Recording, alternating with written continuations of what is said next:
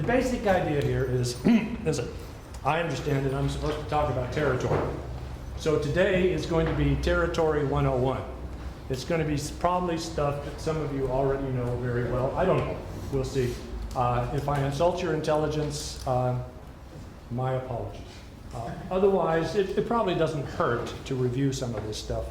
I don't know. I've been reading this material for a long time, and I find it difficult. And I don't know if that's just my own challenge to burn. But when I started working on Deleuze, I don't know, too many years ago, one of my goals was to understand every sentence. And I still don't understand every sentence, but every once in a while, a new sentence I'll be able to decipher. And so I hope that occasionally I will make coherent to you something that previously was not coherent. Day one, I talk about territory. I'll start off with the general concept and the only asked about readings. The only reading of any relevance at all is Plateau 11 of A Thousand Plateaus on the refrain de la ritournelle. And that's going to be pretty much the first half. You'll remember the second half is essentially music history, where you go from classicism, romanticism, and then modernism. And we will touch on some of those issues, because ultimately, days 2 and 3 will be about music. Now, I've put this together. I have no idea how long this is going to go. We're already a half an hour late. I don't know. You know, I'll try to sort of pace things according to that little clock that I'm going to look at from time to time. But Wednesday, I'm going to talk about Olivier Messiaen, how many of you know who that is? Raise your hands high. All right, so I'm talking to people who don't know about Olivier Messiaen. There are 2 in the room. Okay, he's a French composer who died, born in 1908, he died in 1992. He is perhaps the most important composer for Deleuze and Guattari in the Refrain plateau. And I think you'll see when after reviewing the description of territory, when we review things that Messiaen says about music, they lift all kinds of things right out of Messiaen, or shall we say they are compatible companions. And I'll conclude, the emphasis will be on a specific piece of music. Like Oiseau, piece 2 from book, or piece 3 from book 1, Le Merle Bleu, which I didn't know in English is the blue rock thrush. That's the name of a bird. I asked Catarina's mother this morning what it was. She speaks French. I don't know what it is in Portuguese. At any rate, we'll do that. And then the third day will be probably the least relevant to my topic. It will just be for my amusement. And that will be Sylvano Bussotti. And Ian knows a little bit about this since he's seen the article that I've written on the opening image of A Thousand Plateaus on the rhizome. Some of you have looked at that crazy score. That's by Sylvano Bussotti. And Deleuze and Guattari misspelled his last name. And the translator is very faithful and misspells the name also. There are 2 T's at the end, Bussotti. And I'll talk about that, and John Cage, and some other crazy stuff. So, if I get there. But I'll try, because I think it's a lot of fun. Okay, and it looks like, has this battery just died? Okay, the battery just died. I did bring along extra batteries. I hope they're...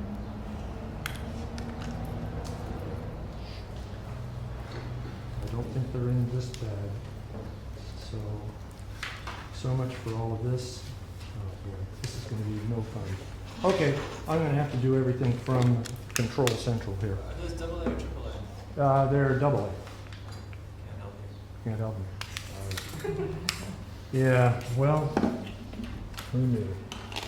All right, so at any rate, here we are for that, and let's see, move on here.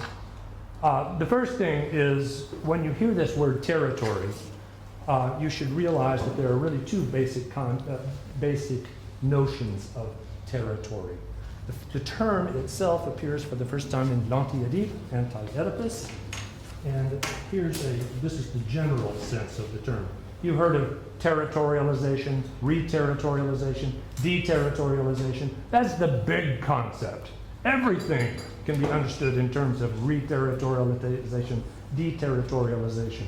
And the initial use of the concept of territory, I think, is in that first of the three machines, of the social machines that are outlined in chapter 3 of Anti-Oedipus. If you remember there, we have the primitive socius, we have the despotic, and then we have the capitalist. And the first of those is said to be a territorial machine. And here's a quote that it's lifted out of context, and I could spend probably a half an hour talking about it, but I won't. The earth is the primitive, savage unity of desire and production. And remember, all the way through, earth, en français, c'est terre. So territoire, terre. There's always that very close link that you miss in English, okay? Okay, for the earth is not merely the multiple and divided object of labor, and there they're talking sort of Marxian kind of talk, right? It is also the unique, indivisible entity, the full body that falls back on the forces of production and appropriates them for its own as the natural or divine precondition. All that they're saying here is that in traditional societies, I don't use the word primitive, they do so, I think, with humor. But we usually refer to these as hunter-gatherers, various, kinds of, traditional societies is the word that I think is appropriate. But basically, there are, around the world, cultures in which it is said that the people belong to the earth, that they are emanated from it. The autonomous notion of, it's just a fairly common notion, okay? And that they are the people and they belong to the earth and that the earth is one with them. And basically what they're saying is, if you're doing a traditional Marxist analysis of the mode of production, you do not have a separation of earth and all of the productive activities. Rather, they are all one that are part of a single body. And of course, they will call it a body without organs. Later on, it will be something like a plane of consistency or whatever. At any rate, so this is the initial idea here that the territorial machine, which would be the primitive machine, or what I'm calling the traditional machine, would be one that is the first form of the socius, the machine of primitive inscription, the mega machine that covers a social field. The word mega machine they take from Lewis Mumford. He wrote a book about machines, and they cite this one instance where Mumford said the first mega machine was the building of the pyramids in Egypt. And he said, by the technical definition of a machine of Deleuze, who was actually a German who wrote in the early 1900s, and he gives a definition. He says this counts as a machine. And what is the machine? It's the pharaoh, it's the engineers, it's the workers, it's the pieces of stone, it's the pieces of wood that they roll the stone on, it's the quarry, it's the boat that takes them down. It's this huge heterogeneous interacting collection of entities that is serving some kind of practical function. Okay?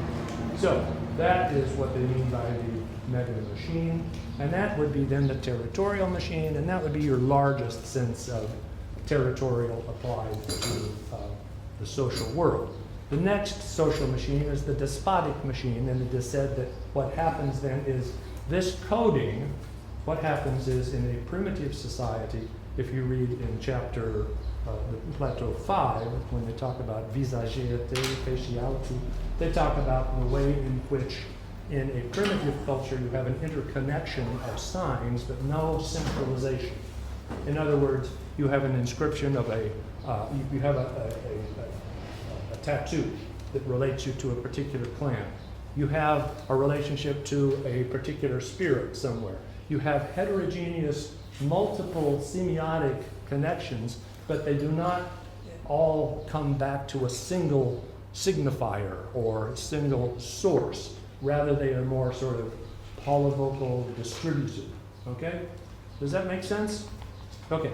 What happens, they say, with the despotic machine is the despot comes along, deterritorializes all those things, that is, uncodes all of those primitive connections with the earth, lifts them up, and then recodes them in terms of not the body of the earth, but the body of the despot. And when you do that, then you have a new kind of socius, and it is re-territorialized. Okay, so that's sort of the basic idea of territory in that early model, and I hope you can see it's huge in its scale. When we go to what is philosophy, 1991, you find a similar kind of use of the word territory in the 4th chapter, Geopolitics. And is it geophilosophy, sorry. Geophilosophy. The first sentence says, subject and object give a poor approximation of thought. Thinking is neither a line drawn between subject and object, nor a revolving of one around the other. Rather, thinking takes place in the relationship of territory and the earth. Territoire et terre. Okay? Basically, what they're saying is philosophy engages the socio-political context in which it is situated. They're talking mostly, why is it that philosophy has its origin in Greece? And they give an analysis arguing that there is a milieu of immanence that emerges in 5th century BCE Athens. And it is because that city is on the margin of empire. It allows for a more horizontal kind of a structure. They make an opposition of the state structure, which is hierarchical, and the city, which is more horizontal, which allows for a freer kind of connection. They then talk about 3 different things that emerge at that point. I forget what they are. A love of opinion, the possibility of social relations that are on a more egalitarian basis. They can be positive friendship, but they can also be negative rivalry. And then a third one, I forget what it is. But at any rate, they say, this allows philosophy to take place. But once it takes place, what's crucial is that philosophy manages somehow to deterritorialize itself from the specificity of ancient Greek culture and reach something they call the earth. And there they're connecting it with the notion that philosophy's ultimate goal, same goal of the arts, the same goal of the sciences, is to invent a new earth and a new people. Un peuple à venir, a people to come, a new earth to come. In other words, it's a kind of a utopian project whereby you take your situation, where you are in specific terms, you manage somehow to disconnect your investments in the specifics of your situation, and then you manage to engage in philosophy, which, as you recall, is something that takes place on a plane of immanence. That is one of relative or absolute deterritorialization. And you do so such that you may possibly re-territorialize, but re-territorialize not in the place where you are, but in some kind of new, better world. As they say, it's this Nietzsche who says that in the antipestif, the untimely, the main thing is against the past, for the present, in hope of a better future. You never know. You may end up worse, but at any rate. So, at any rate, that's the big idea of territory. Now, what I think happened when Deleuze and Guattari, when they're writing A Thousand Plateaus, is they finished Anti-Oedipus. They talk all the time about territory, of deterritorialization, re-territorialization. Then the question occurs to them, well, what if we explored this notion of territory in a specific sense? What if we looked at it in terms of what is called ethology? Does everyone know what that word means? It looks like, I always pronounce it ethology, E-T-H-O-L-O-G-Y, but apparently, at least my dictionary says you say ethology. Everybody knows what ethology is? No. Okay. You can raise hands. That's okay. Or you can nod no. Something like that. Ethology is the science of animal behavior. In other words, it's an analysis not of physiological systems, morphogenetic systems, but how animals behave with one another. if you've read much Deleuze, you know that he says that Spinoza's ethics is really not an ethics, but an ethology, which is an interesting statement. In other words, it's a study not of what we'll traditionally think of as ethics, but of animal behavior, how we interact with one another. Ethology is usually credited with having its origin in the 1930s. Nikolaus Tinbergen, Konrad Lorenz, and Jakob von Frisch are the three researchers who are usually associated with this thesis. I'm going to quote someone with the name that is perhaps my favorite name in all the world. We'll get to it soon, I think. Okay, so let's see, we move to, this is the specific notion. And here, let's see if I've got his name up there. Territory according to ethologists. This is sort of in preparation. And there it is. Look at that name. Johannes Eibeswend. I just love that, you know. My parents really failed me. With a name like that, you've got to, well, you've either got to be a miserable failure, you know, beat up on the school grounds, or become an incredibly famous guy. This is the guy that Deleuze and Guattari cite all the time. And he wrote a 700-page textbook on ethology. He wrote a 700-page book on human ethology.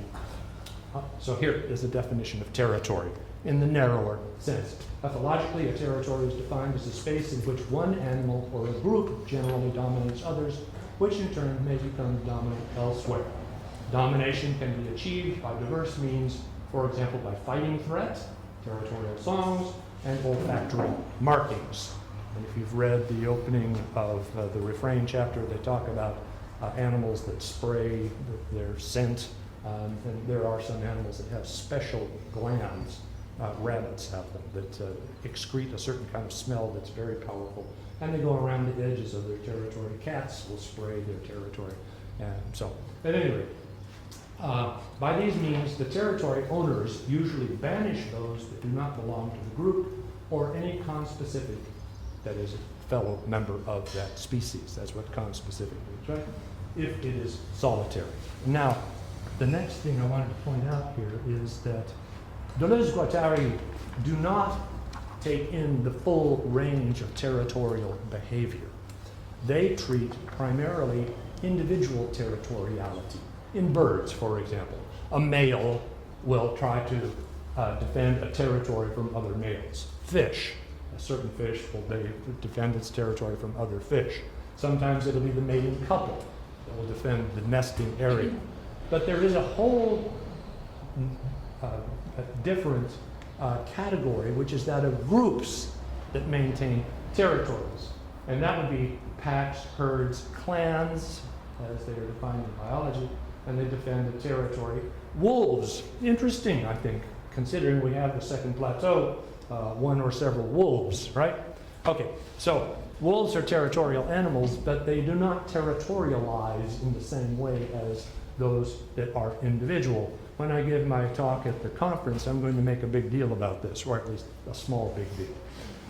Because what is interesting is what is called ritualization, we'll talk about this later, is only used in territorialization for individuals. It's never used for the groups, which is, I think, significant. You'll see I'm going to talk about group movement and its relationship to dance and war. Okay, but I just thought I'd let you know there is that distinction, and here's one map. This is a map of 4 male damselfishes. See, I can read too. And down below it tells you what the scale is. It says that each fish was observed for 5 minutes. The area shown in the drawing covers approximately 5 by 6 meters. The fish measures about 12 centimeters. How long is 12 centimeters? It's 3 inch. okay. So they're going around, areas like this. And you can see that they intersect each other, but they tend to sort of push against each other and establish territory in that fashion. But here's a map of wolves in Yellowstone Park in Wyoming in the United States. And you'll see they overlap, but there it's the whole wolf pack. And the packs are named. The Yellowstone Delta Pack, and you can't read these very well. Whatever, at any rate, you get the idea, okay? All right, the next point. Let's see where we are here. Now, I'm going to move from this notion of territory to Deleuze, Guattari, and the refrain, because the refrain is the concept whereby they come to the notion of territory. Okay? Now, I hope I'm not going to be insulting your intelligence as I review these points, but this is page 1 of the refrain.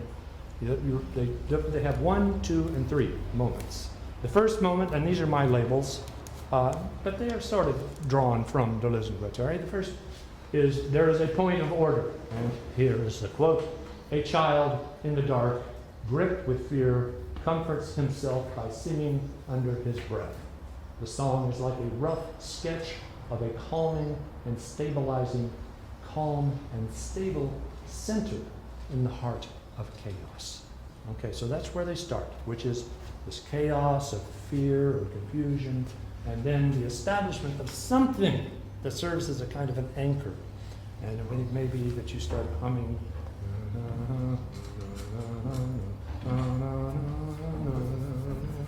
and you start to feel a little bit of, like there's something here that's holding you together, pushing away those forces of chaos that are frightening you. Moment 2, territorial circle. Circle, but we mean bounded space. And it doesn't have to be a circle, it could be a square or whatever. And this is, now we are at home, but home does not pre-exist. It was necessary to draw a circle around that uncertain and fragile center to organize a limited space. So you start with that little bit of that little point, and then from that point you are able to extend, and if we were talking in terms of traditional biological, ethological, you would say you extend the sphere of your mastery of space-time, right? That is your area in which you feel some kind of a control. And here they talk about animals that mark their territory. You could also think about the founding of cities. Among the Romans, the first thing you would do when you founded a city was get out your plow.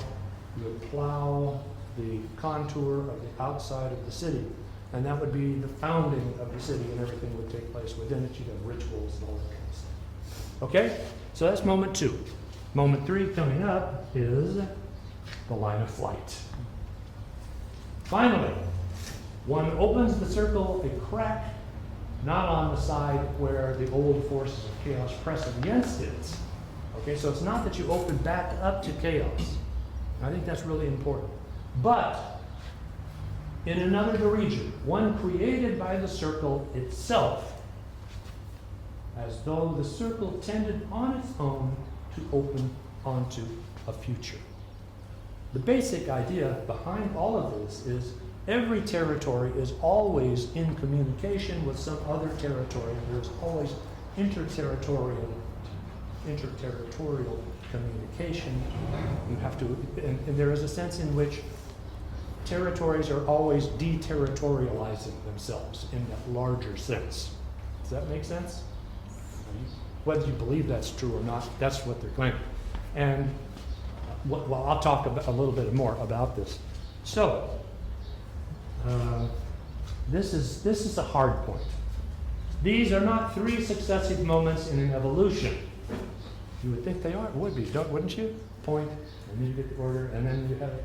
It sounds like it's 1, 2, 3, and that's what they say. But they say there are 3 aspects of a single thing, the refrain.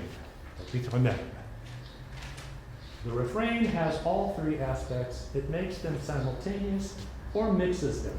Sometimes, sometimes, sometimes. Now what I want to do is argue that the refrain chapter makes no sense if you sit too hard on that sentence. You need to sit on the sometimes, sometimes, sometimes as well. Why? Because the entire chapter is organized around a clear distinction between those 3 moments. What you're going to find is the first moment of origin is going to give you milieu animals. The second moment, the territorial circle, is what's going to give you what ethologists would call, in the strict sense, territorial animals. And the third, the line of flight, will show you how the territorial animals can incorporate movement outside themselves or even deterritorialize themselves towards something else. And here I'm thinking in evolutionary terms.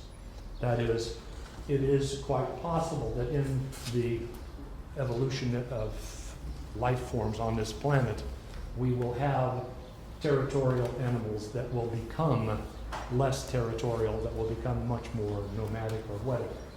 What Deleuze and Guattari want to avoid, obviously, however, is a strictly evolutionary model. That is, whereby one necessarily goes from a 1 to 2 to 3. What they want to argue, I think, is that those three moments exist in a virtual realm. That is, they are always present. However, they are not always actualized to the same extent. That is, when you're in a milieu animal, there's still, I guess we would say, latent or possible within that territory, certain, within that milieu, things like territoriality, line of flight. When you're in the territory, there are still milieu elements in line of flight. In the line of flight, there are milieu and territory, okay? So they want to avoid any kind of a, well, for them, a simple-minded kind of evolutionary model. For one thing, because it is a theory of time that is essentially chronometric and avoids the whole question of the unpulsed flux time of ion, where it's the time of the infinitive, it's the time of pure becoming. So, at any rate, the second reason that you need to have this distinction of 1, 2, and 3 is when they get to the second half of the refrain. 1 is classical, neoclassical, or rather, I'm sorry, no, Viennese classicism. And that would be Mozart, Haydn, early Beethoven, those kinds of composers. 2, romantic composers. And those are the composers of the earth. And they are the composers of territory.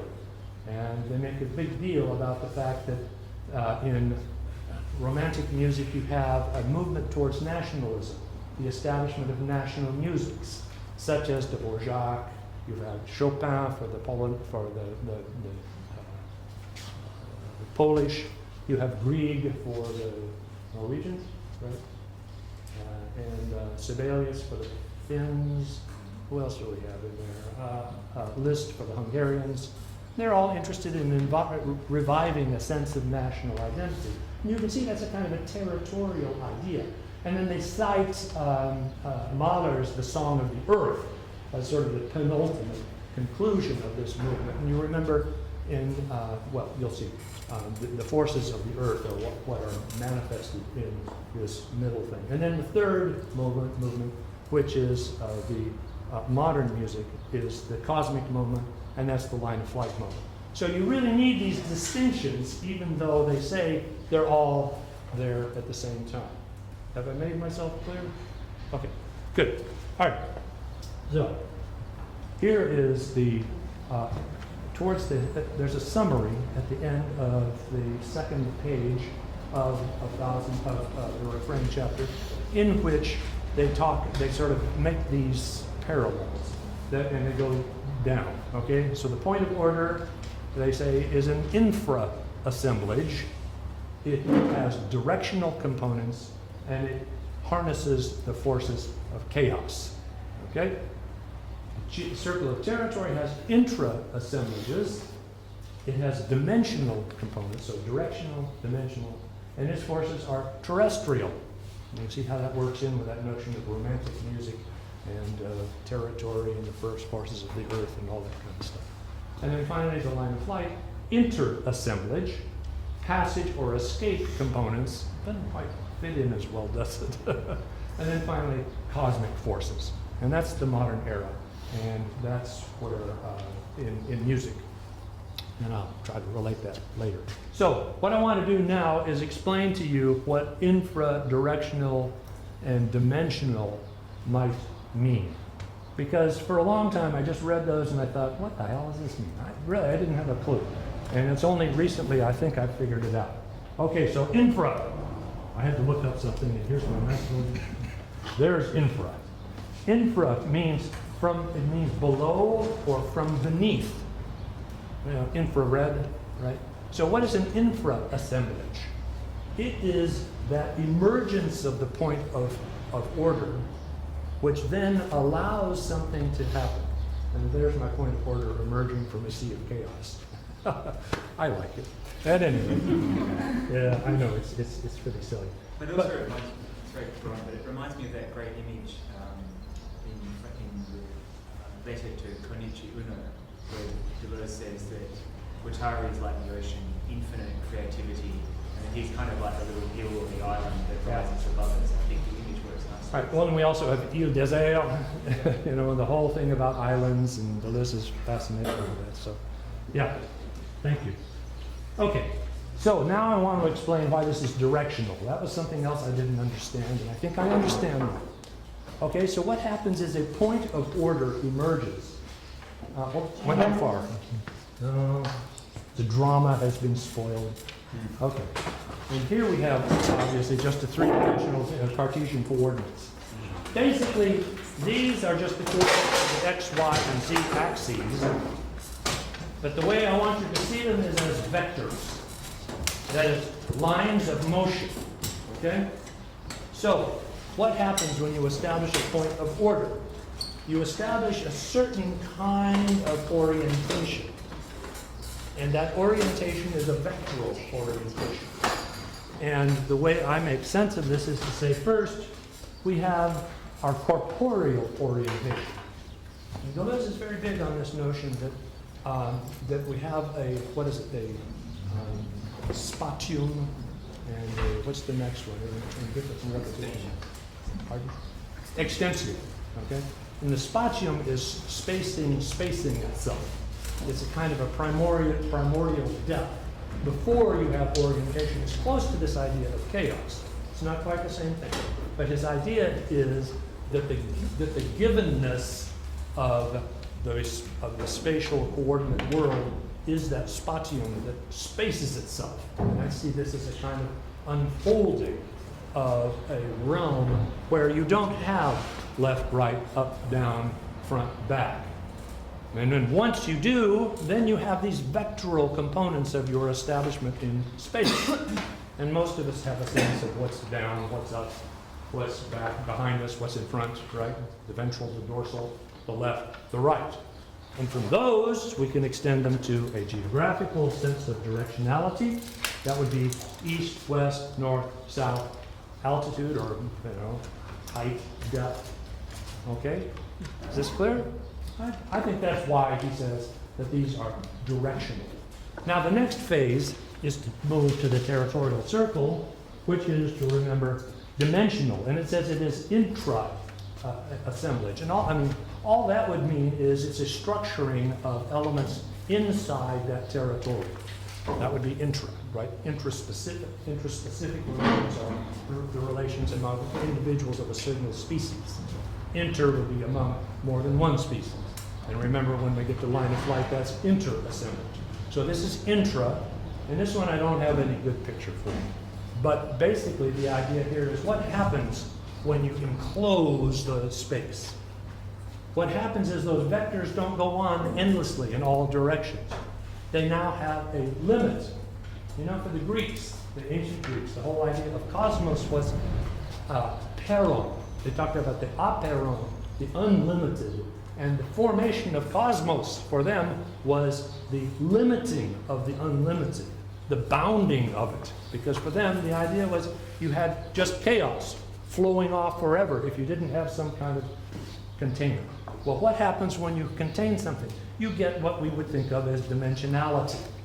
And that would be for a two-dimensional, and this is simplifying, but if you think about land animals, they aren't too much concerned about height and depth. They are concerned about the area in which they manage master space. Whereas birds, you know, they're flying up in the air and they land. And fish are the best example. Because fish are in a purely three-dimensional area, except for these, I don't know, maybe there's some bottom dwellers that are territorial and don't ever leave the bottom. But there you have three-dimensional area of what constitutes a territory. So that's why they say that it is dimensional. You see, that's part of the really simple stuff that I'm real proud that I finally figured out. And then we're going to move on to the third one, and now I get my neat little drawings. And you remember that the line of flight opens a way out, but it's not where the former chaos was, and that's what I'm trying to demonstrate here. Okay? But then there's more that's going on here, and they say there is always a place, a tree or grove in the territory where all the forces come together in a hand-to-hand combat of energies. Here they're relying on world mythology and traditions. There are Deleuze was very much interested in Eliade and his studies of mythology. If you've ever read the lectures, Qu'est-ce que fonder? What does it mean to found? There are notes of it from 1956. He rides heavily on Mircea Eliade's work and cites a lot of this kind of stuff and talks about founding. And basically, cultures will have this idea that there is some kind of central tree that is like, the sacred tree, or it is the sacred fire pit, or it is a cave, or something like that. And it's like where all the forces of the territory converge, but it's also a place where they all come forth.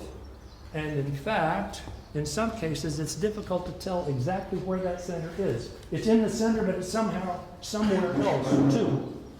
And so, here's my convergence of forces. I like that. Actually, I couldn't get my Photoshop to work right, so I had to use PowerPoint, which wouldn't do arcs. It just do these squiggly lines. But actually, I think the results are okay. All right. But then we get the next thing, which is what I was just saying. This intense center is simultaneously inside the territory and outside several territories that converge on it at the end of an immense pilgrimage, hence the ambiguities of the natal. And they'll talk about that later. I won't go into it. Inside or out, the territory is linked to this intense center, which is like the unknown homeland, terrestrial source of all forces, friendly and hostile, where everything is decided. And we won't ride on this too hard. The example, though, they give of animals that have engaged in a line of flight are salmon, returning to their spawning grounds, lobsters that will go on 1,000-mile marches, the gathering of eels in the Saragossa Sea, migratory birds. Clearly they are territorial, but there's something about them that is leading them off on some kind of grand movement, and they see that as a kind of a manifestation of territory's line of flight component. Okay. And there was my drawing, the complete image. All the forces coming in. Now that line of flight is connected to the inside. The inside is actually the outside. Okay? It's paradoxical, but there it is. Okay, I don't know if I've got time to do much with this here, but they make an analogy between this and remarks that Paul Klee makes in his notebooks about what he calls the gray point. And I'll try to sort of hustle this here. Basically, what he says is chaos is not pure chaos. Chaos is always related to cosmos. And this is, I think, something really important in Deleuze and Guattari's model. Think about it. You had chaos, you emerge in cosmos. Cosmos is not something, what is it? It's at home in the universe, in a sense. It is where no longer are you threatened with forces that are going to overwhelm you, but instead you now are able to open yourself to all kinds of relations that will connect you with the cosmos. And that's sort of what he is saying here. And I'm going to move on to his definition of the. He says that the pictorial symbol of this non-concept of point of origin is the point that is really not a point. The mathematical point. And think about it. The definition of a mathematical point is it's infinitely small. So there's a sense in which it really isn't. And that's what he says. He's interested in the emergence of line. And you'll see here what Deleuze and Guattari are doing is taking a musical notion and then providing a visual, pictorial notion of the same thing. And they say, really, Paul Klee is talking about the same thing we're talking about. Remember that point of order? He's going to say, Paul Klee says, it leaks out of itself. But at any rate, it is the nowhere existent something, or the somewhere existent nothing. It is a non-conceptual concept, of freedom from opposition. If we express it in terms of the perceptible, as though drawing up a balance sheet of chaos, we arrive at the concept gray. At the fateful point between coming into being and passing away, the gray point. The point is gray because it is neither white nor black, or because it is white and black at the same time. You see how it is? It's a nothing something or a something nothing. It is that, what is it? It's that amorphous bit of chaos that provides the germ for the emergence of the cosmos. And that's going to be really important for this whole idea of emergence and origin in terms of Deleuze and Guattari's notion of the refrain. Okay, it is because it is neither up nor down, or because it is both up and down. It is gray because it is neither hot nor cold. It is gray because it is a non-dimensional point, a point between the dimensions. You read this and it sounds so Deleuze-Guattari to me. And it's, of course, 20, 30 years before they were writing. Okay, and then we get to the point when this little point jumps out of itself. The cosmogenetic moment is at hand. The establishment of a point in chaos, which, concentrated in principle, can only be gray, lends this point a concentric character of the primordial. The order thus radiates from it in all directions. And there, that's the notion of the point as being directional, I think. All right, I'll skip the second sentence there and move on to, here's a little drawing you made. This is not the point merging out of itself. It's got, the top one is chaotic, the next one is cosmic creative, the next one is cosmic development, and the last one is cosmic underdeveloped or something like that. But just thought they were kind of cool things to look at. All right, now I need to move to Milieu's rhythms and codes. We started at 10:37 or something like that. Is that right? Is Katerina in the room? No, okay. Well, I'll just keep going. All right, every milieu is vibratory. And now we're moving into, this is complex stuff, I think. But yeah, Ian. Well, I was just going to say, they're probably about 5 minutes away from having morning tea ready there. So if they're about 5 minutes away from having morning tea ready in there. So if you go for 5. Go for 5 minutes, then stop. And then then come back. Time for my session if you want. I can easily just follow on from what you were saying. Anyway. Okay, cool. I'll stop in 5 minutes. I think so, because the coffee is ready. And yeah, thank you. And I'll try to speed up afterwards. No, take your time. Well, okay. All right. If you I'll be here all day. No. If you want, I can use your graphs. Is it all ready now? I think about 5 minutes. 5 minutes. Okay, I'll go 5. I've got a little clock here. So, okay, and I can allow some of you, Thomas, you can be my monitor. You look at that, it's 11:12 according to my clock. It's 17. Yeah. No, you just turn off the power. No, because then I got to reboot and all that kind of stuff. Every milieu is vibratory. In other words, a block of space-time constituted by the periodic repetition of the components. Okay? So it is, what is it? Think about refrain. It's a musical idea. And we're getting to this idea of repetition and of rhythm. We're going to talk about a difference between rhythm and meter, which is something that Messiaen hands to Deleuze and Guattari. Okay, every milieu is coded, a code being defined by periodic repetition. Okay, so that's what defines a milieu. Milieu is the simplest of our 3 categories. We have milieu, and then we have territory, then we have a way out of the territory. All animals have milieu. Umwelt is the word that von Uexküll made popular to describe the surrounding world of an animal. And I'm going to show you an amoeba. An amoeba is a milieu animal. And it's not territorial. So, but all animals have some kind of milieu. Actually, they have 4. And this is something Deleuze-Guattari made from Sylvano, in part from von Uexküll. Okay, but note, here we have this notion of coding and decoding, defined as periodic repetition. So whatever it is, the animal is moving around in a certain way, or it has its cyclical eating habits, whatever.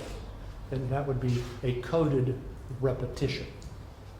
And if you guys read difference in repetition, as soon as you see that word, we're in danger zone, right?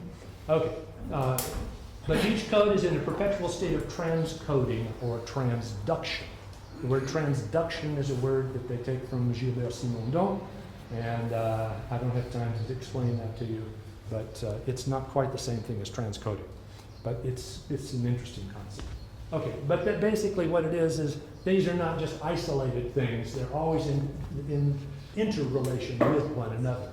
Okay, transcoding or transduction is the manner in which one milieu serves as the basis for another. In other words, there is no milieu of all milieus. There is no milieu separated from other milieus in our natural world. Every creature has its milieu, but it's also part of some other milieu.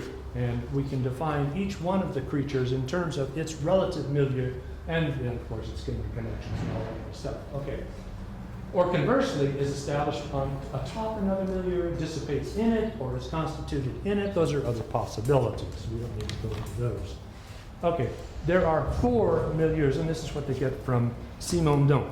We have an exterior milieu, and that would be all the materials that surround the creature in question. An interior milieu, composing elements and composed substances. That's Deleuze and Guattari's terms. Basically, your body has an interior milieu. You got your heart, your lungs, all those other kinds of things that are working, and they form an interior milieu. And you guys are part of my exterior milieu, okay? Then we have the intermediary, that's the membrane. And that would be my skin, but it would be all the membranes inside as well. That is where we have a selective passage of materials in, materials out, a kind of a filtering process. And then we finally have the annexed milieu. And that is the idea of it's exterior, but it's a very specific kind of exteriority. That'd be the source of food, nutrients, and action perceptions, such that, for a certain kind of creature, the annexed milieu would be more than just that exterior. It would be that exterior as action perception or sensor motor schema reaction. And here's my amoeba with its interior milieu. We don't need to go into detail. And here it is, both external. I have water as milieu of locomotion. That would be the exterior. And I hope you can see it's strictly directional. It's not territorial. The amoeba just moves around wherever it moves around. And it does actually react to things in the environment. You put a poison at it, it even learns not to go there. It's amazing what amoebas can do. The annexed would be water as bearer of nutrients. And then finally, this is not going to help you much, but that is the membrane of an amoeba. So there we go. Let's see what's next step. Fonurksku. Time to quit. Okay? I've got 11:17. We'll be back.